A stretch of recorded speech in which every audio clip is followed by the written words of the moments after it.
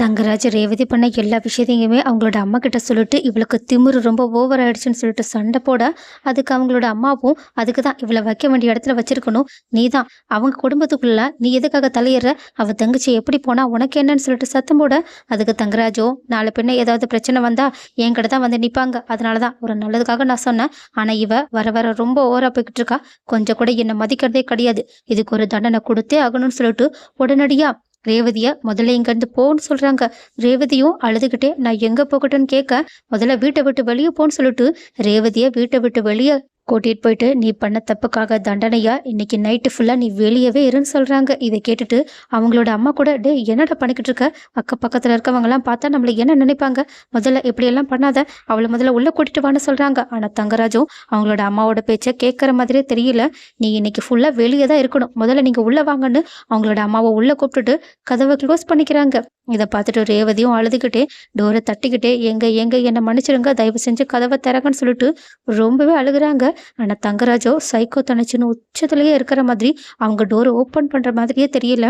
அதே நேரத்துல இன்னொரு பக்கமும் மலர் ரொம்பவே அழகா ரெடி ஆயிட்டு அவங்க பாக்யராஜுக்காக வெயிட் பண்ணிக்கிட்டு இருக்க. அதே நேரத்தில் பாக்யராஜும் என்ன பண்ணுறதுன்னு தெரியாமல் அவங்களோட ஃப்ரெண்டு கிட்ட தன்னோட நிலைமையை எடுத்து சொல்லி அவங்க மூலயமா அவங்களோட பைக்கவே எடுத்துகிட்டு வந்துடுறாங்க.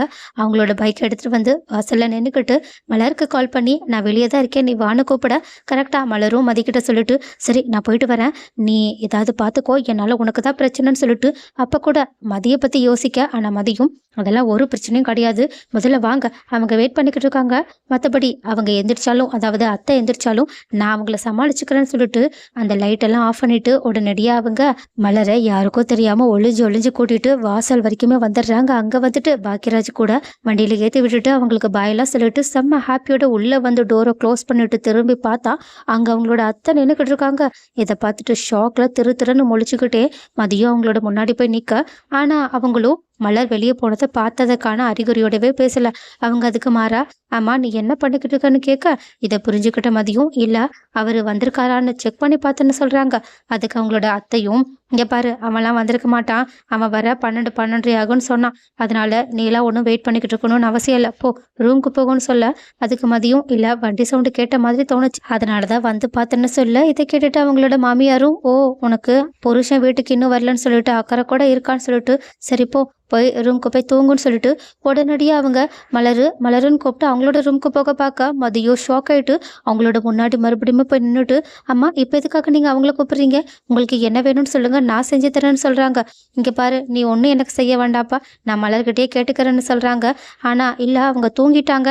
இல்லையே அவள் இவ்வளோ சீக்கிரமாக ஒன்றும் தூங்க மாட்டாளே, நான் அவகிட்டே பேசிக்கிறேன்னு சொல்ல, இல்லை அவங்க தலை வலிக்குதுன்னு சொல்லிட்டு டேப்லெட் போட்டுட்டு அப்போவே தூங்கிட்டாங்க, நீங்கள் சொல்லுங்கள் உங்களுக்கு என்ன பண்ணி தரணும்னு கேட்க, எனக்கு வெண்ணி வேணும், வெண்ணி தானே நான் வச்சு தரேன். இதில் ஷாக் ஆகிட்டு அவங்களும், என்ன நீ வெண்ணி வச்சு தர போறியா, உனக்கு வெண்ணிலாம் வைக்க தெரியுமா, அட வெண்ணி தானே நான் வச்சு தரேன், இல்லை வேண்டாம் நான் மலர்கிட்டே கேட்டுக்கிறேன், அதான் அவங்க மாத்திரை போட்டுட்டு தூங்கிட்டாங்கல்ல, நான் உங்களுக்கு வெண்ணி வச்சு தரேன்னு சொல்லிட்டு சொல்ல, அதுக்கு அவங்களும் சரி சரின்னு சொல்லிட்டு சோஃபாவில் உட்கார போக, அதுக்கு மதியம் நீங்கள் எதுக்கு இங்கே உட்காந்துக்கிட்டு ரூமுக்கு போய் நீங்கள் படுங்க, நான் உங்களுக்கு ரூமுக்கே வெண்ணி எடுத்துகிட்டு வந்து தரேன்னு சொல்கிறாங்க. இதை கேட்டுட்டு அவங்களும், சரி நீ கிளாஸ்லாம் எடுத்துகிட்டு வராதா, ஃப்ளாஸ்கில் எடுத்துகிட்டு வா, இன்னைக்கு என்ன அக்கறை ரொம்ப ஓவராக இருக்குன்னு புலம்பிக்கிட்டே போகிறாங்க. மதியமே அவங்களுக்கு ஃப்ளாஸ்கில் வெண்ணி எடுத்துகிட்டு வந்து தந்துக்கிட்டு இருக்காங்க. இன்னொரு பக்கம் பாக்யராஜ் கூட போயிட்டுருக்க மலருமே அவங்களுக்கு இருக்க சந்தேகத்தை, அதாவது வண்டியை பற்றின சந்தேகத்தை அவங்க கிட்ட கேட்க, அதுவும் வண்டி யாரோட வண்டி, எதுக்காக உங்களோட வண்டியை நீங்கள் எடுத்துகிட்டு வரலன்னு கேள்வி மேலே கேள்வியை கேட்டுக்கிட்டு இருக்க. பாக்யராஜ் அவங்க கிட்ட இல்லாத போய் எல்லாத்தையுமே சொல்லி சமாளிச்சுட்டு, இப்போ நம்ம ஃபஸ்ட்டு எங்கே போகலான்னு டைவர்ட் பண்ண, அதுக்கு மலரும் நம்ம பீச்சுக்கு போகலான்னு சொல்லிட்டு பீச்சுக்கு போய் அவங்க செம்ம ஹாப்பியாக ஃபோட்டோ எடுத்து அந்த தண்ணியில் விளையாண்டுக்கிட்டு தன்னோட டைமை ஸ்பெண்ட் பண்ணிக்கிட்டு இருக்காங்க. ஸோ கைஸ், இப்போது மலர் ஒரு பக்கம் ரொம்பவே சந்தோஷத்தில் இருந்தாலும் இன்னொரு பக்கம் மலருக்காக மதி தான் செம்ம டென்ஷனோட வீட்டில் யாருக்கும் இந்த உண்மை தெரியக்கூடாதுன்னு சொல்லிட்டு அந்த பொறுப்பை எடுத்துக்கிட்டு இருக்காங்க. அதே நேரத்தில் மலரோட பர்த்டே ஃபங்க்ஷனுக்காக வந்தன்ற ஒரே ஒரு காரணத்தை வச்சுட்டு தங்கராஜ் ரேவதியை ரொம்பவே கொடுமைப்படுத்திக்கிட்டு இருக்காங்க.